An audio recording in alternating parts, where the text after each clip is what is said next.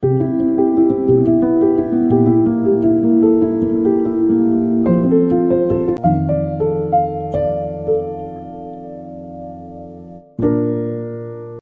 Daniela și vă spun bun găsit tuturor! Astăzi vă propun să facem împreună această steluță. Această steluță poate avea multiple întrebuințări. În primul rând, ea poate fi agățată în brad și atunci îi facem pe unul dintre colțuri un lănțișor de 8-10 cm la sfârșitul lucrului, înainte de a tăia firul, sau putem folosi o astfel de agățătoare specială pentru agățatul ornamentelor în brad. Așa. Această steluță este relativ mare. Cu firul pe care l-am folosit și croșeta numărul 1,5, această steluță a ieșit de 12 cm. Dimensiunea poate varia în funcție de grosimea firului și mărimea croșetei. La această steluță folosesc un fir de bumbac mercerizat. Este un fir relativ subțire. Eticheta acestui fir este aceasta: Cotton Pearl.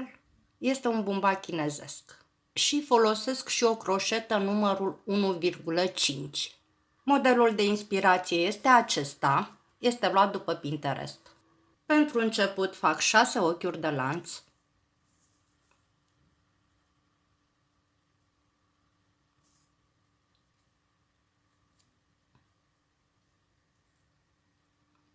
Pe care le închid într-un cerculeț. Iar pe acest cerculeț voi face 12 piciorușe duble. Pentru început ridic 2 ochiuri de lanț care țin locul unui prim picioruș și acum în interiorul cerculețului continui să fac piciorușe duble până la 12.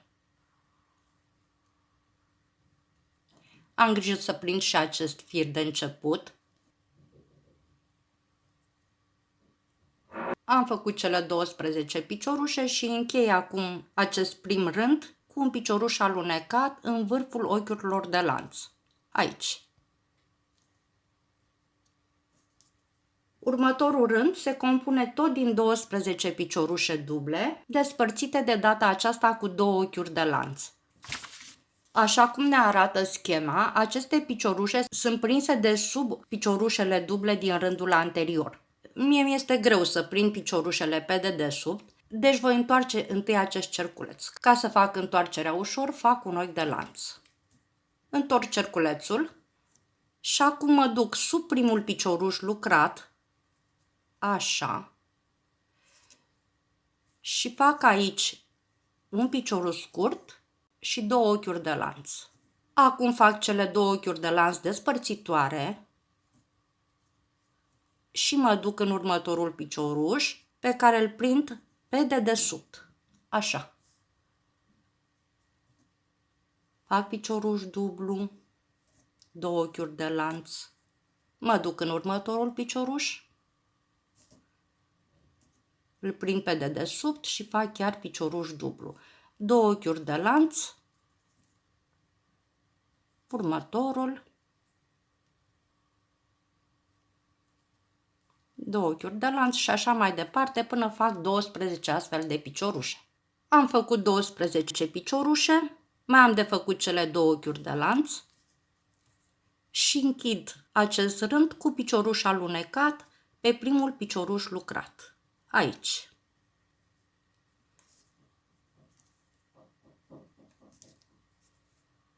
Conform schemei, următorul rând, al treilea, este format din grupuri de câte 3 piciorușe duble unite, despărțite cu câte un picou. Aceste piciorușe se prind pe dedesubtul piciorușului din grupul anterior. Haideți să facem. Rândul acesta trebuie lucrat pe fața lucrului. Deci fac un ochi de lanț ca să fac întoarcerea mai ușor și întorc lucrul. Fiind vorba de piciorușe duble, mai ridic un ochi de lanț, deci în total am 2 și îl consider pe acesta primul picioruș dublu neterminat. Dau după croșeta, mă duc sub piciorușul acesta și fac al doilea picioruș dublu neterminat și tot aici, sub acest picioruș, al treilea picioruș neterminat. Trag acum firul prin toate cele 3 ochiuri de pe croșetă. Fac acum picoul. Picoul îl despart cu câte un ochi de lanț de o parte și de alta. Deci fac mai întâi ochiul de lanț, după aceea fac un ochi de bază al picoului și încă 3 ochiuri pentru picou. Mă duc acum după 3 ochiuri, deci în al 4-lea începând de sus, aici, și fac un picioruș alunecat. Am făcut picoul, mai fac un ochi de lanț și trec la următoarea grupă de piciorușe. 1, 2, 3. Le unesc pe toate 3, fac un picioruș, fac 4 ochiuri de lanț pentru picou, deci 3 și mă duc în al 4-lea și fac un picioruș alunecat, un ochi de lanț și trec la următoarea grupă.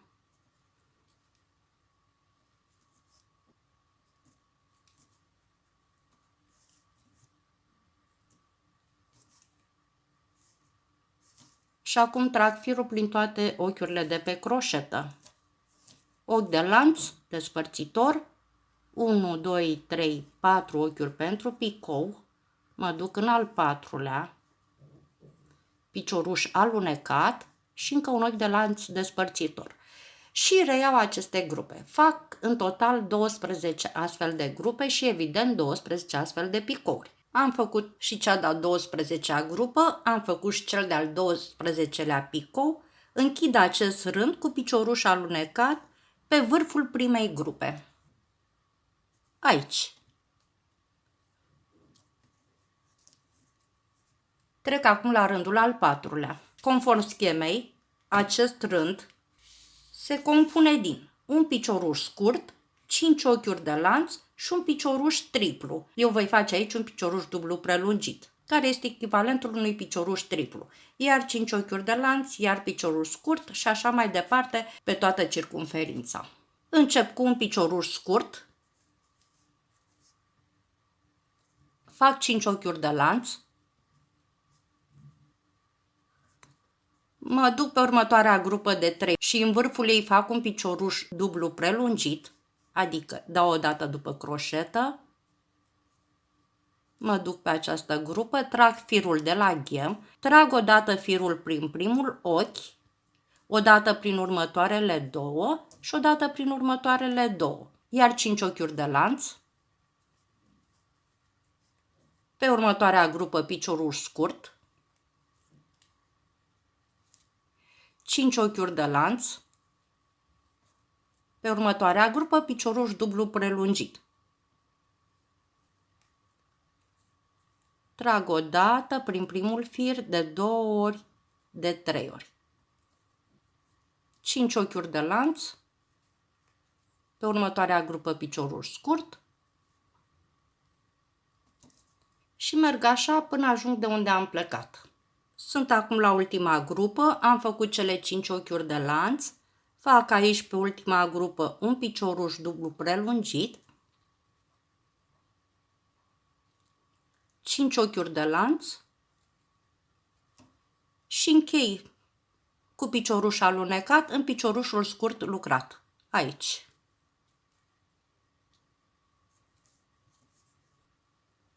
Mi-au ieșit pe acest rând 6 astfel de colțuri. Rândul numărul 5 se compune dintr-un picioruș dublu pe piciorușul scurt lucrat, prins pe dedesubtul piciorușului. Apoi, pe lănțișorul de 5 vom avea 5 piciorușe duble, iar în vârful piciorușului dublu prelungit avem 2 piciorușe duble prelungite, despărțite cu 5 ochiuri de lanț, amândouă prinse pe dedesubtul acestui picioruș. Iar 5 piciorușe duble, iar picioruș dublu pe piciorușul scurt și motivul se reia. Haideți să facem. Ridic mai întâi un ochi de lanț ca să pot să prind pe sub acest picioruș mai ușor. Fac picioruș scurt și mai fac 2 ochiuri de lanț. Este primul picioruș al rândului. Piciorușul dublu făcut pe piciorușul scurt din rândul anterior. Acum fac 5 piciorușe duble. 1, 2, 3, 4, 5. Acum voi face un picioruș dublu prelungit prins pe dedesubtul acestui picioruș. Deci mă duc sub el, prind firul de la croșetă și fac o dată, de 2 ori, de 3 ori. Un picioruș dublu prelungit. 5 ochiuri de lanț.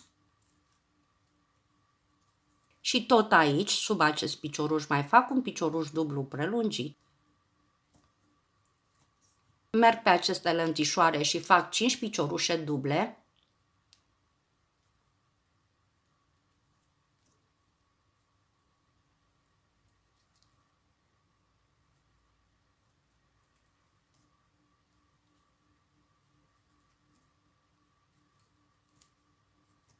Iar pe piciorușul acesta scurt fac un picioruș dublu prins pe dedesubt. Deci așa și fac un picioruș dublu obișnuit.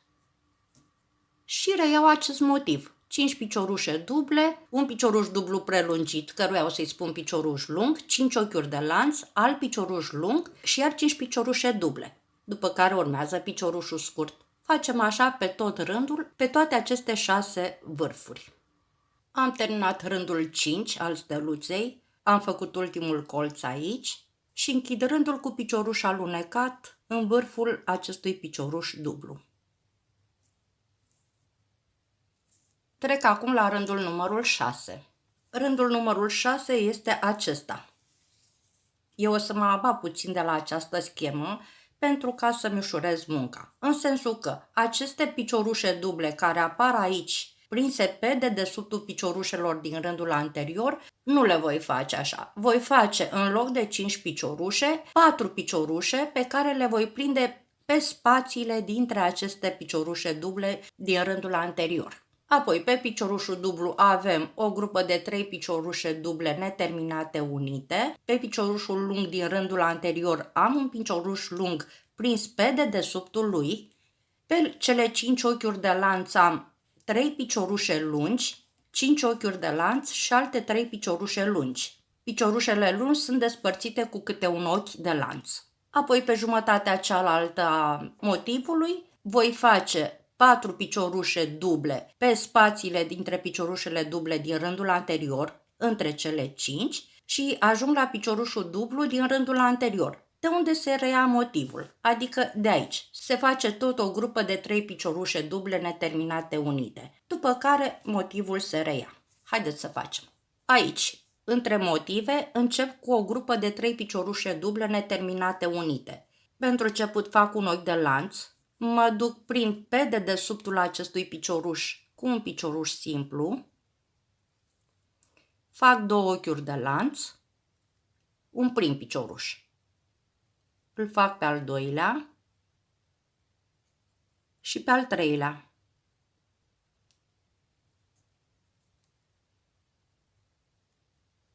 Acum trag firul pe toate cele 3 piciorușe. Le unesc. Trec acum să fac 4 piciorușe duble. Dau după croșetă, mă duc între primul și al doilea, fac un picioruș dublu. Pe spațiul următor încă un picioruș. Îl fac pe al treilea. Și al patrulea. Și am zis așa că pe piciorușul acesta lung voi face iar un picioruș lung pe care îl prind pe dedesubt. Fac un ochi de lanț și acum voi face 3 piciorușe lungi despărțite cu câte un ochi de lanț.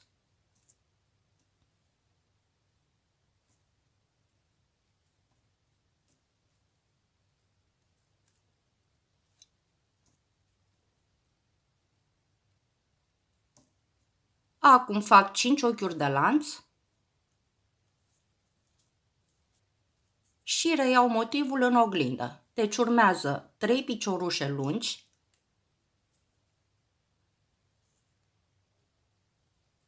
despărțite cu câte un ochi de lanț.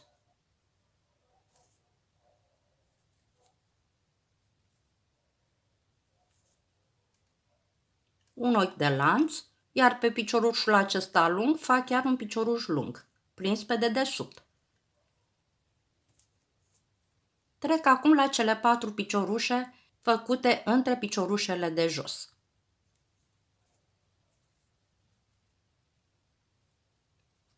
Aici facem piciorușe duble.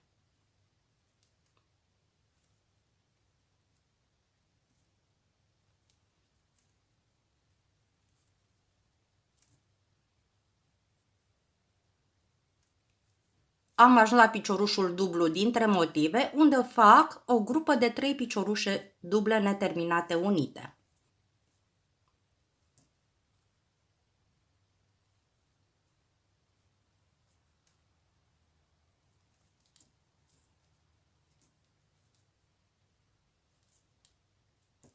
Și acum motivul se reia la fel ca aici. Am terminat și rândul numărul 6, acum îl închei. Atenție, acest rând nu-l închei cu picioruș alunecat. Mă duc pe ochiul care a unit cele 3 piciorușe neterminate din rândul anterior și intru pe el cu un picioruș scurt.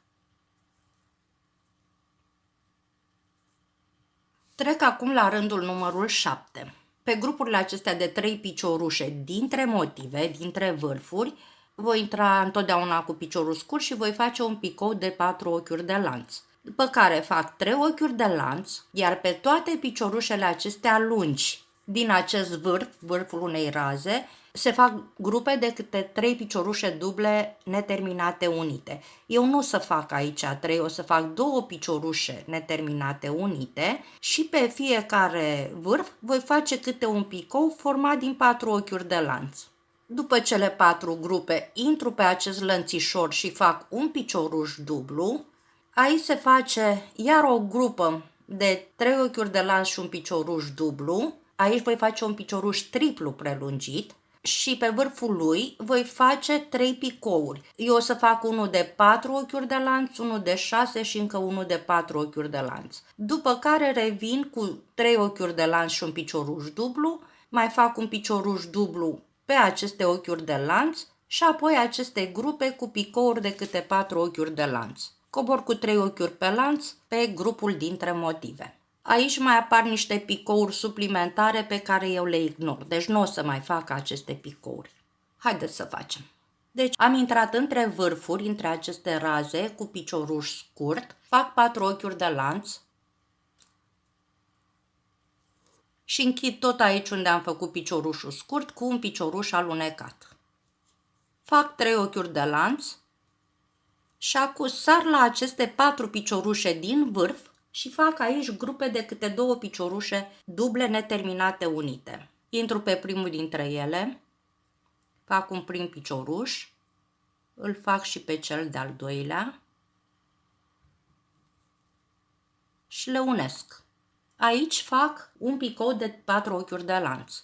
1, 2, 3, 4, pe care îl închid aici, între cele 2 piciorușe cu picioruș alunecat. Trec la următorul picioruș și fac următoarea grupă de 2 piciorușe neterminate unite. 1, 2. Le unesc, fac 4 ochiuri de lanț pe care le închid cu picioruș alunecat între cele 2 piciorușe făcute. La fel le fac și pe următoarele 2.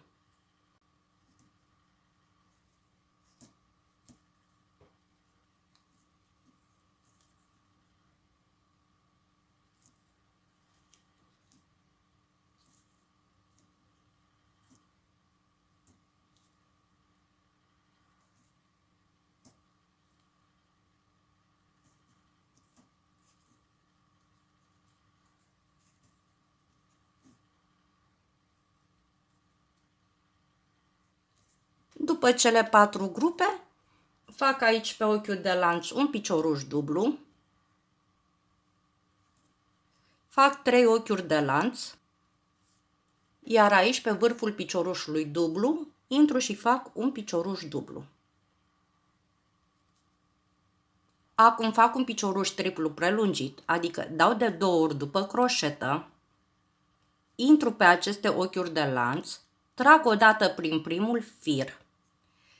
apoi prin următoarele două, apoi prin următoarele două și iar prin următoarele două. Deci, practic, am tras de 4 ori firele de pe croșetă. Aici voi face 3 picouri, unul de 4 ochiuri de lanț,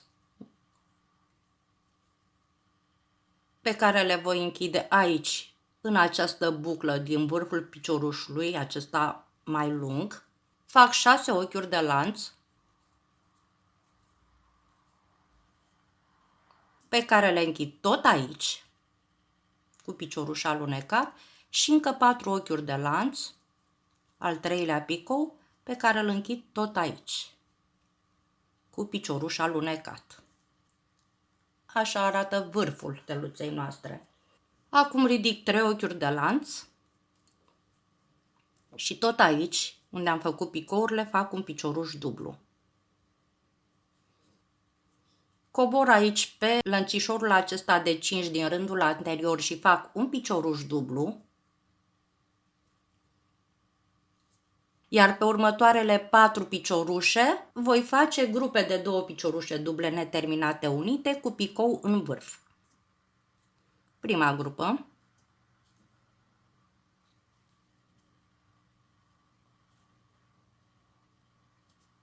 Deci 2 piciorușe neterminate unite pe care le unesc și în vârful lor fac un picou format din 4 ochiuri de lanț, pe care le închid aici între piciorușe cu picioruș alunecat.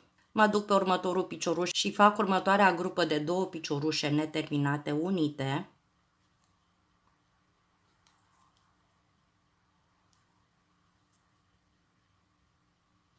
Le unesc, fac picoul pe care îl închid cu picioruș alunecat între piciorușele neterminate. La fel fac și pe următoarele 2 piciorușe.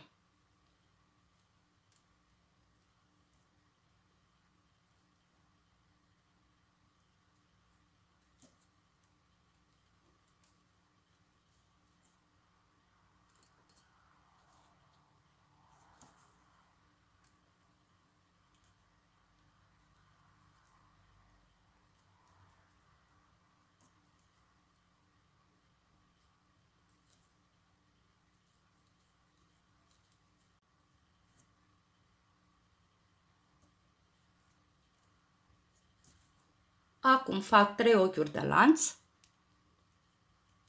și am ajuns la această grupă dintre raze pe care intru cu picioruș scurt și fac un picou format din 4 ochiuri de lanț, pe care îl închid tot aici cu picioruș alunecat. Și fac în continuare la fel ca aici, pe toate cele 6 raze ale steluței.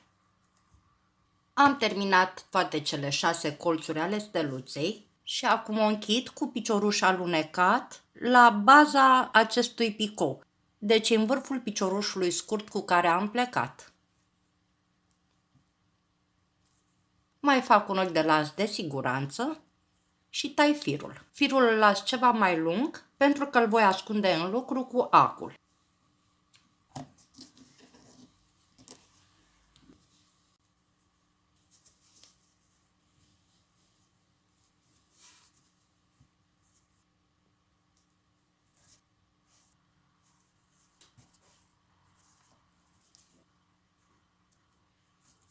Este suficient pentru că el se va lipi atunci când îl vom fixa. Așa arată steluța înainte de fixare. Aceasta e fața, dar și pe dos este la fel de frumoasă. Observați că ea este ușor în relief, atât pe față cât și pe spate. Acum urmează să o fixez.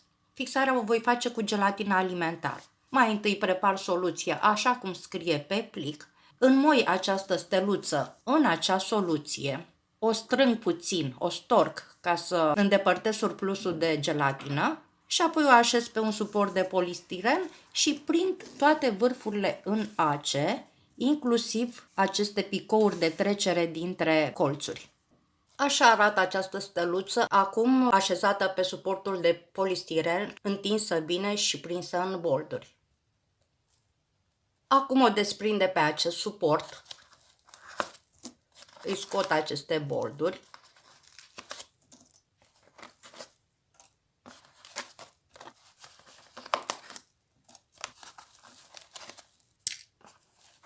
Acum desprind steluța și așa arată acum această steluță, fixată și uscată. Ea poate fi agățată în brad și atunci îi facem pe unul din colțuri un lănțișor. Atunci, înainte de a tăia firul, de lungimea potrivită de 8-10 cm și apoi tăiem firul și îl fixăm pe dedesubt cu acul. Această steluță mai poate fi folosită și ca decorațiune pentru diverse ornamente de Crăciun. Acesta a fost tutorialul pentru această steluță. Vă mulțumesc că m-ați urmărit și aș fi tare fericită să-mi lăsați în comentarii părerea dumneavoastră. Și acum vreau să vă doresc sărbători fericite, cu multe, multe bucurii, cu pace și liniște sufletească. Și vă urez un călduros la mulți ani. Pe curând!